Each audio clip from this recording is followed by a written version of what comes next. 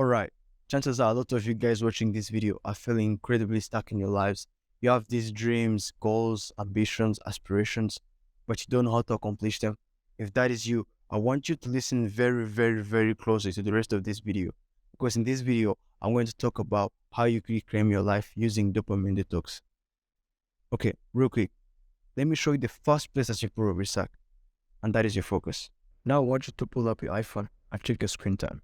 I'm sure there's something like this on Android. Now, I want you to take a look at the details of the screen time of today and check how it is. It's going to be something like this. Now, do you see how you use your time and spend your time on your typical day? I wonder how much social media is there on your screen time. I wonder, God knows, what's the best application that's taking most of your time. You might be asking, how do you cultivate focus? This is where dopamine detox comes in. The goal of dopamine detox is to reset and rewire your brain reward system pathways and reduce your dependence on external sources of pleasure and take control of your life by pursuing your goals and being productive.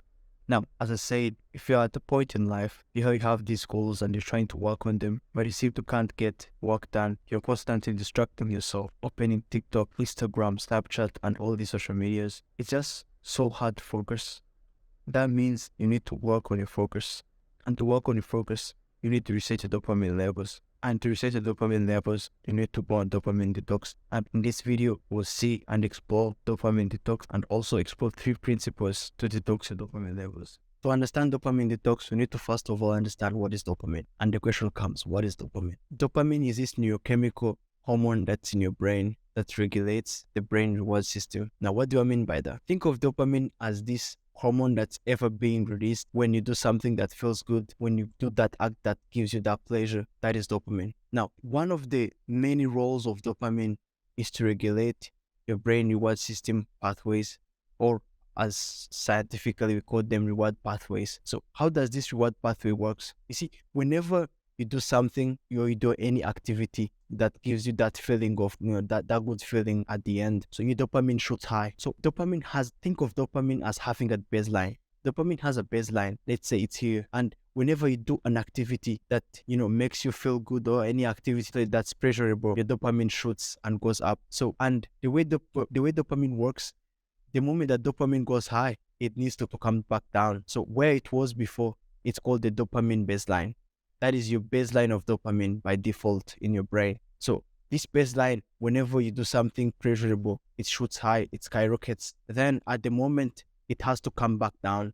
And that is why after you do something that feels pleasurable, sometimes after that you feel a bit of depressing mood, like you feel like a little bit down after doing that thing. And that is dopamine doing its work, because it shoots and it has skyrocketed. Now from then, it needs to come back down. And when it comes back down, it doesn't go back to its baseline. It goes below the baseline. That's why you feel that feeling of emptiness and that feeling of not feeling, motivated to do anything. And that is dopamine. And that is how it works. And the thing that you need to aim at when you're doing this dopamine detox and whatever is to have a stable baseline. You don't need your dopamine too high so that it will come back and go low. And you don't need your dopamine too low. You need it to balance, like you need it in the middle balance, so that, you feel motivated to do anything good anytime without having to feel this, unstable changes in dopamine. And that is how you do this. And you do this by going on dopamine detox.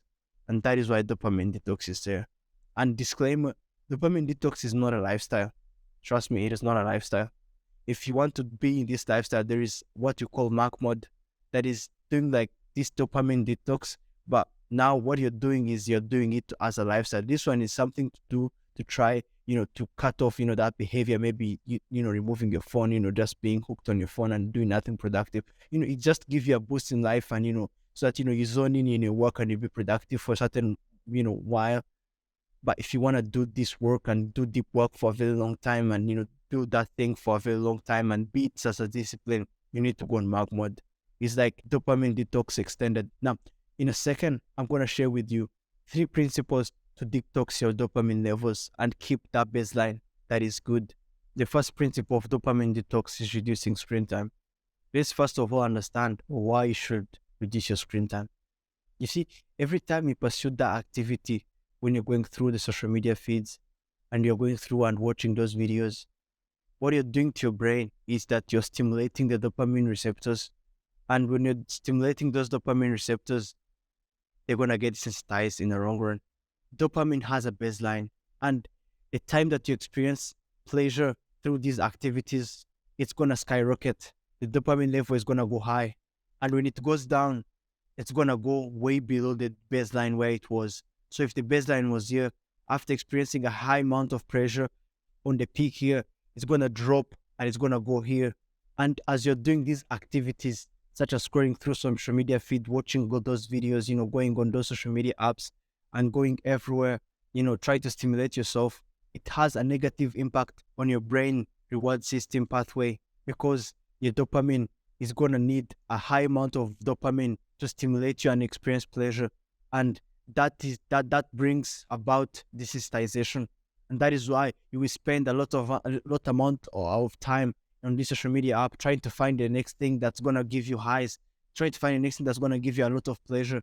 And that's why you're scrolling through that feed, scrolling through that TikTok, and also looking through these videos, trying to find something that's going to bring this dopamine hit so that you can feel something happy.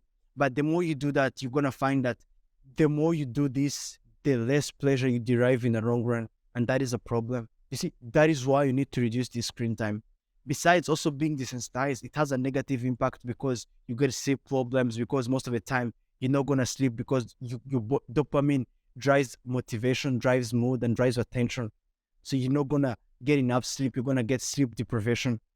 And also, on the side note of that, you're going to have anxiety, and you're going to increase your level of getting depressed because of seeking this high or seeking this drug of dopamine that's always making you seek that high and that pleasure in your life.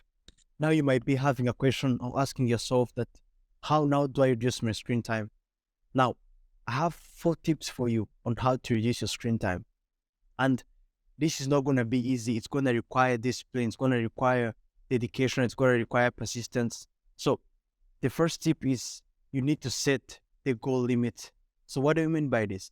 So as you're saying in your settings and how your screen time is, you need to set your goal to not spend not more than 2 hours each day on your screen time. Limit the screen usage in your day by not exceeding 2 hours. Now, the second tip is you need to turn off notifications, because you see all these apps, what they're doing is they are pushing notifications for you to remove your phone and also open so that you can go and keep scrolling through the next thing to keep you engaged. And also that's how they are throwing in these ads, and also, you're making their business profitable and everything while you are there, wasting time and doing these crazy things, But enough of that. But what I'm saying is you need to turn off notification. Personally, my phone has been on Don't Disturb ever since I started this journey of self-improvement. I don't see the reason of having notification on, because it's just making you, go there and, get distracted. And, when you see that message from someone and you get this dopamine hit, you need to turn off the notification. And the easiest way to do this is enabling Don't Disturb in your phone and to have it always there through this time on Dopamine Detox. The third tip is to create a schedule. So what do I mean by this? What I mean is you need to create a schedule on your day and have some time that doesn't involve you being on a screen. You can go outdoors, take a walk, talk to people, talk to your friends, go meet up with people, meet new people, go in that place, improve your social life, go outside, pursue your hobbies. You can exercise, you can start to going to the gym. You can go out there and put yourself out there in the world and build the life that you want to build. And also, you need to be conscious on what times of a day that you need to pull up your phone. You don't need, most people, if you're like most people, like it's a habit that you remove a phone in your pocket and you don't even know that you just removed the phone. You just seeing yourself opening that app and you started typing or started scrolling through those videos. It's normal, it happens. But now what you want to do with this schedule is you need to be aware at what times and when are you pulling up your phone and what you're going to do. It's going to bring awareness in you. The last tip I got for you on how to reduce the screen time is creating screen-free zones. What do I mean by these screen-free zones? So these are the areas that you will decide where you won't take your phone and you won't be having your phone the time you're there. For example, you might say, oh, you might set the time when you're in the bed that you won't be using your phone, or when you're dining, or when you are eating, or when you are having dinner with people, that you won't be using your phone. And this is going to help you because you're going to be focused and you're going to be present in the conversation or in whatever is happening, in whatever you're doing. Let's say eating, you're going to be present there and you're going to be aware and you're going to do something, and whatever you're doing, you're going to be enjoying it because you won't be stimulated by these screens that will hit your dopamine, but you find pleasure in other things that you thought you wouldn't derive pleasure from, like maybe talking to that person when you're eating, or just enjoying that good meal, and you feel the pleasure that comes along with it without having to be stimulated by a screen. The second principle of dopamine detox is mindful practice. When someone says mindful practices, what comes to most people's minds is activities such as meditation. And from the world itself, mindful practice, these are the activities that help you become self-aware of yourself, aware of your emotions. You see, in the world we live in the society that we live in, and the community that is around us, hedonism is always put on a pedestal. The seek and the pursuit of more pleasure and numbing the pain and pursuing more pleasure or pursuing more positive emotions and neglecting the negative emotions is always put on the pedestal, which is wrong because it makes you sick, it makes you think, and it makes you believe that these negative emotions are bad. Yet these negative emotions, they are there to signal you and ring your bells in your brain that something might be wrong and you need to work on it, which is a good thing. But because of the society and how we live and how everything is conditioned, when you get that negative emotion or when you get that bad feeling, the next thing you do is make yourself get a dopamine hit by opening that up, and you distract yourself instead of focusing on that negative emotion or focusing why you're feeling those emotions. You just pull up your phone and you start scrolling and numbing yourself and numbing these emotions, and they go pile up in the background. And when they go pile up, they're going to become very bad if they're not taken care of. This is where depression and anxiety comes from, if it's not being treated and taken care of very well. Now, with this mindful practice like meditation, and by the way, research has shown that meditation helps you regulate the mood and dopamine, which is another way of also increasing your dopamine levels and make them on a steady baseline that doesn't shift. Now, you might have in mind, okay, now how do I start or how do I build these mindful practices in my life? It's simple. You need to dedicate a time during your day, maybe take 10 to 15 minutes, or let's say by starting, you can take 5 minutes and meditate and be consistent in that time. But for the purpose of this video, I would advise you to just try and meditate at least 10 minutes a day, however hard it can be. I know it's overwhelming for the first time. I know it's not that, it doesn't sound good for the first time, and for the first few times that you try it, it sounds noisy in your head and you feel that, you can't quit and the noise is too much. But over time, you're going to appreciate this because you're going to be aware of your actions and be aware of your emotions.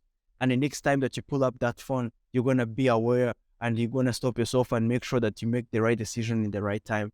The third principle of dopamine detox is setting up a productive life. Let me ask you a question. Where do you see yourself in 5 years? As easy as this question is, it's a hard question to answer by majority of people, because through this age, most people don't know their direction in life. They don't know where they are going. They're just living through life as an event. They're living through life and let life happen for them. They don't control or own their life and own the decision. They're just living through and passing through for another day, another week, another month, another year, without thinking about, oh, where do I see myself in future or in the coming years? Now, this is where dopamine detox comes in handy, because you need to take a break from all these distractions that society comes and brings to you, and look within you and realize how broke you are, realize how you don't have anything, realize how you need to go on self-improvement and improve your life. This is where purpose and mission comes in, and you don't discover your purpose or your mission by just sitting down and maybe one day you wake up and you have it. Doesn't work that way. You need to put in the work, you need to suffer, you need to struggle, and you need to be persistent so that you can discover your purpose and mission in life. Now you might be asking, how do you set up a productive life? Now, there are three major components of setting a productive life. The first thing is prioritizing your task. So this is simple. You just need to create a to-do list of your day-to-day activities and make sure you tackle them.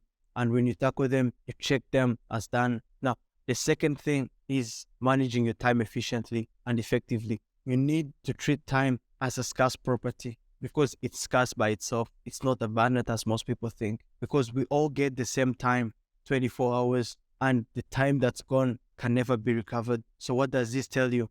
Is that you need to live every second of your day in alignment with your mission and your purpose to be productive in your life. The third and last thing is challenging yourself. You need to go out there and learn a new skill, something that you didn't know before. And as hard as it is, you need to be consistent and persevere through that to learn this new skill, because that's where growth comes in. With this challenge, with this skill that you want to learn. For example, if you say you want to become a developer, if you want to go into tech, you need to go get that boot camp, start learning how to code. As hard as it is, it's hard for the first times or for the first thing that you see it, but through consistency, through practice, it becomes easier. And this gives you a purpose and gives you a direction in your life, which makes you not distract yourself to doing something that's going to rob you of your life that you want to have, like numbing yourself, these social media distractions. Now, I know I've said a lot of things, but this journey is a hard journey because it requires effort, it requires discipline. Keep in mind that focus is the only thing that you need to be optimizing for. That the more you focus on a specific task that you're trying to accomplish, the more you're going to win in life. On that note, welcome to the movement. Remember, true strength lies in self-improvement and personal growth. Keep striving to be the best version of yourself. Stay blessed.